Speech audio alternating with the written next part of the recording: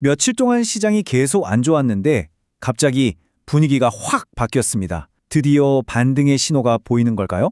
오늘 이 시간에는 코스피가 반등할 수 있다는 주장의 근거들을 하나씩 깊이 파헤쳐 보겠습니다. 자, 오늘 우리가 살펴볼 내용인데요.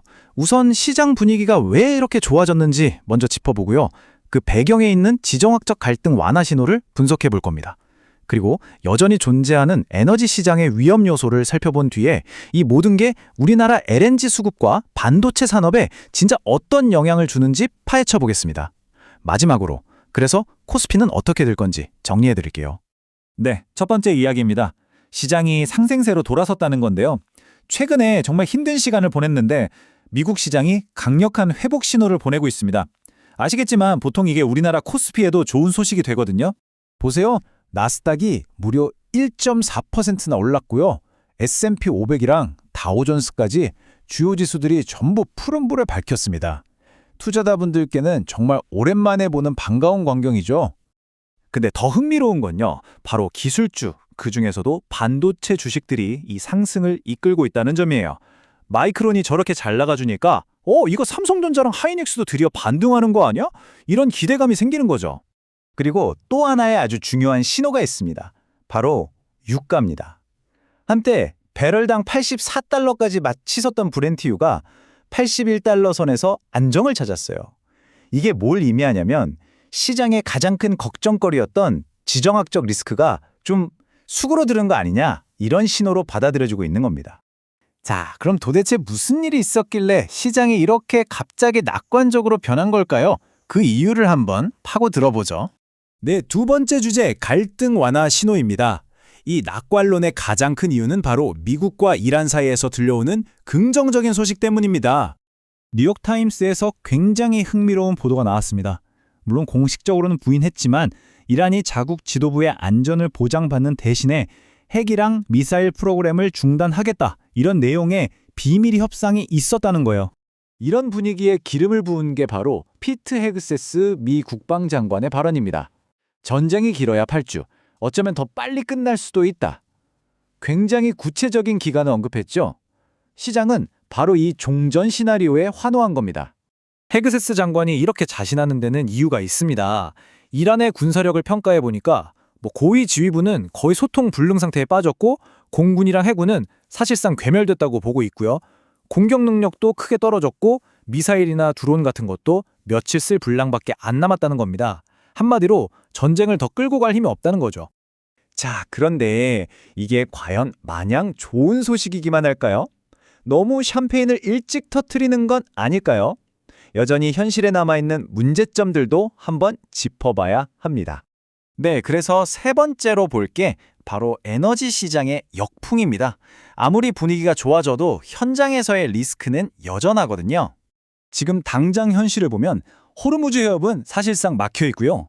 이라크는 원유 저장고가 꽉 차서 생산량을 하루에 150만 배럴 넘게 줄였습니다. 심지어 카타르는 아예 LNG 생산을 전면 중단했어요. 이건 무시할 수 없는 공급 차질이죠. 이런 불안감을 반영하듯이 골드만삭스 같은 곳에서는 2분기 유가 전망을 오히려 올렸습니다. 원래 66달러로 봤는데 76달러까지 올려잡았어요.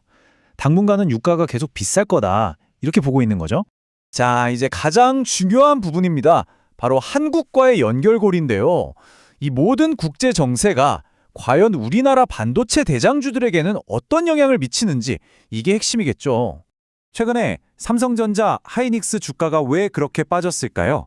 그 근본적인 공포는 바로 이거였습니다. 호르무즈 해협이 막히면 우리나라 반도체 공장 전력 공급에 문제가 생겨서 셧다운되는 거 아니야? 하는 두려움이었죠. 이게 얼마나 현실적인 위협인지 알려면 우리나라 전력 구조를 먼저 봐야 합니다. 보시면 원자력이랑 석탄이 각각 30% 정도고 문제가 되는 LNG가 한 25%를 차지해요. 바로 저 부분이 아킬레스건인 셈이죠. 근데 말이죠, 여기서 정말 중요한 반전이 있습니다. 그 25%의 LNG를 그럼 우리가 어디서 사오느냐?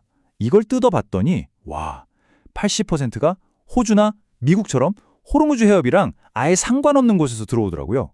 중동 분쟁의 영향을 직접적으로 받는 건 20%뿐이라는 얘기입니다. 네, 바로 이 숫자 20%가 핵심입니다. 시장이 우려했던 것처럼 우리나라 LNG 공급 전체가 마비되는 게 아니라 실제 영향권에 있는 건 5분의 1에 불과하다는 거죠. 생각보다 훨씬 적은 수치입니다. 게다가 삼성전자나 하이닉스, 워낙 이익을 잘 내는 회사들이잖아요. 이 정도의 에너지 비용 상승은 사실 충분히 감당하거나 아니면 제품 가격에 살짝 녹여낼 수 있는 수준이라는 분석이 많습니다. 그러니까 공장이 멈춘다는 건 너무 비관적인 시나리오였던 거죠. 자, 그럼 이 모든 걸 종합해서 코스피에 이게 어떤 의미인지 강세론과 약세론을 한번 정리해 보겠습니다. 표를 보시면 부정적인 요인들, 그러니까 호르무즈 해협 봉쇄나 높은 유가 전망 같은 것들이 여전히 남아있긴 합니다. 하지만 긍정적인 쪽을 보세요. 군사적 긴장이 풀리고 있다는 신호, 그리고 무엇보다 우리나라 LNG 공급에 미치는 영향이 생각보다 훨씬 작다는 사실, 이런 걸 고려하면 지금은 긍정적인 요인이 더 힘을 받고 있는 것처럼 보입니다. 그래서 결론은 이겁니다. 최근에 한국 반도체 주식에 쏟아졌던 그 비관론은 어쩌면 데이터를 제대로 보지 않은 과도한 공포였을 수 있다. 그렇다면 이건 오히려 반등의 기회가 될 수 있다는 거죠. 마지막으로 이 질문을 던져봅니다.